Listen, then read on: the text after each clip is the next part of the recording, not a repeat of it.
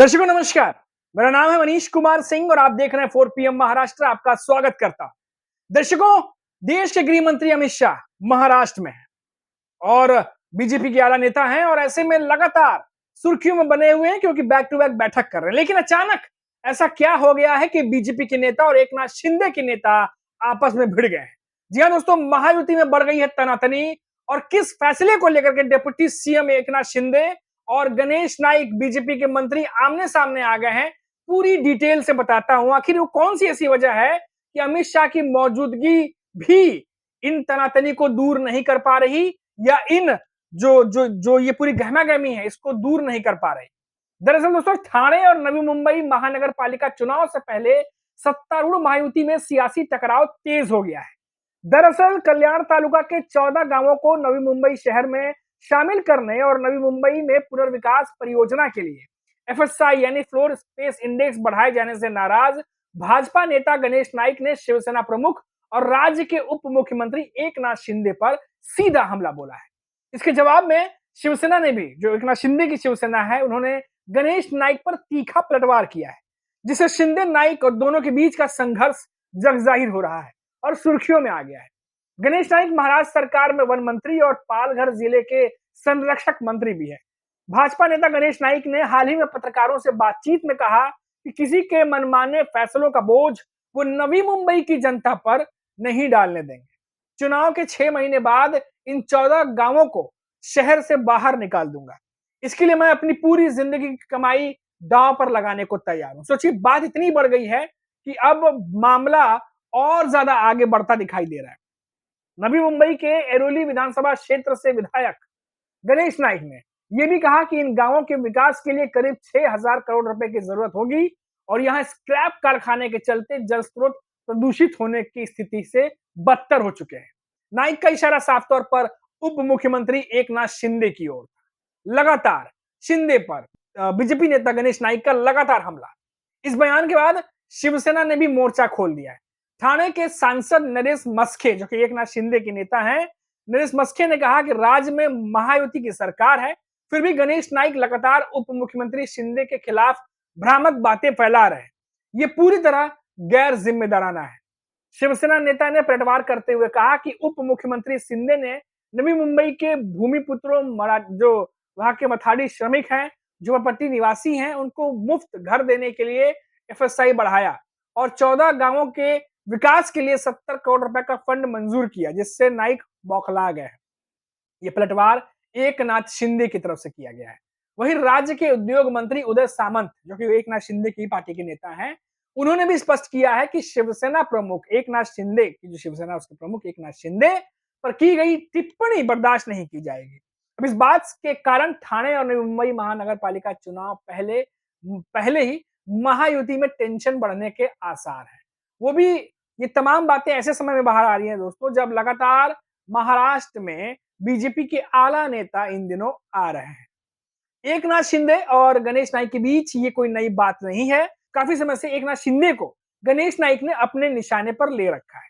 अभी एक और बड़ी खबर आपको बताता हूं दोस्तों कि महाराष्ट्र में अभी हाल ही में आपने देखा होगा, बहुत सारे ऐसे मुद्दे थे जिसकी वजह से महायुति सरकार, खासतौर से फडणवीस सरकार, बीजेपी सरकार की फजीहत हो रही थी।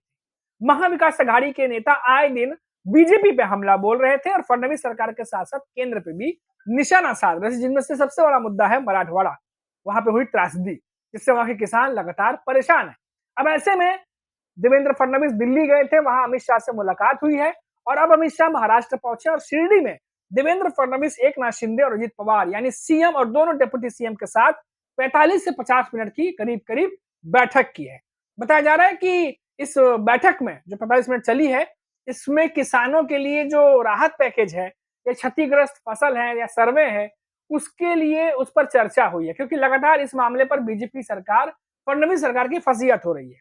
सूत्रों के अनुसार अमित शाह ने अधिकारियों से कहा है कि किसानों की समस्याओं का जल्द से जल्द, जो भी वहां पर समस्याएं हैं, उसको देखा जाए, क्योंकि लगातार देरी होने की वजह से महाविकास अघाड़ी की तरफ से कांग्रेस, उद्धव ठाकरे की शिवसेना और शरद पवार लगातार बीजेपी को निशाने पर लिए हुए।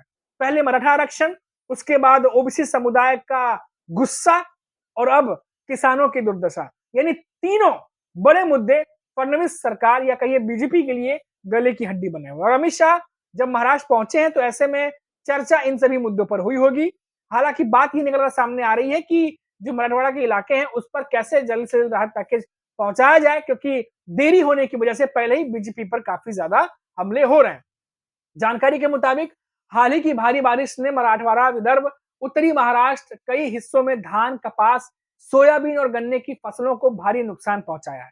हजारों एकड़ भूमि जो फसल होती है वो नष्ट हो गई है, जिससे किसानों की जो आजीविका है उस पर असर पड़ा है। साथ ही साथ कई खेतों की मिट्टी भी कट गई है। अब इससे उबरने में कम से कम 2 से 4 साल का वक्त बताया जा रहा है। इस बैठक में विकास परियोजना की जो तमाम प्रगतियां हैं उस पर भी बातचीत की गई, समीक्षा की गई है।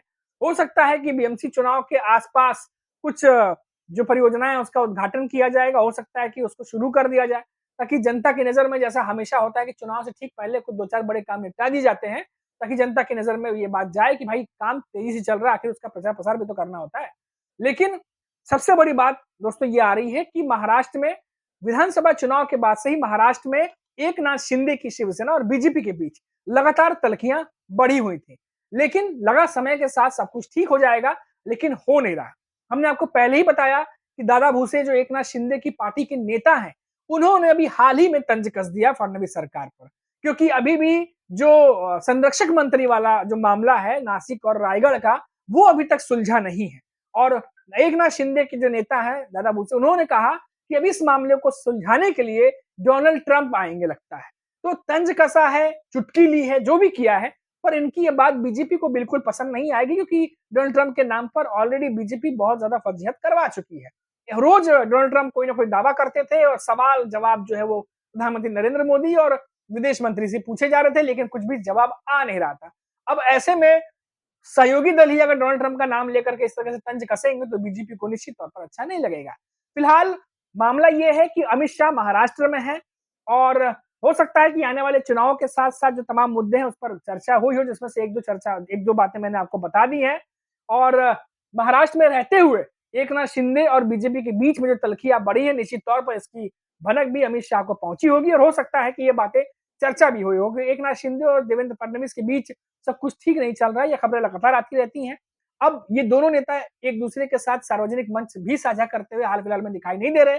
पहले तो खबर यही आती थी कि कैबिनेट की बैठक में शिंदे शामिल नहीं हुए, देवेंद्र फडणवीस ने बैठक बुलाई, वहां एकनाथ शिंदे नहीं गए। लेकिन अब धीरे धीरे चीजें और भी बाहर आने लगी हैं, जैसा कि नवी मुंबई ठाणे का ये जो विवाद है, जिसमें एकनाथ शिंदे और गणेश नाइक के बीच सीधी टक्कर चल रही है और बीएमसी चुनाव से पहले ये बहुत ज्यादा गर्म होने की आशंका जताई जा रही है। अभी के लिए इतना ही। आप देखते रहिए 4 PM महाराष्ट्र। लौटेंगे तो बात करेंगे फिर किसी बड़ी खबर पर। नमस्कार।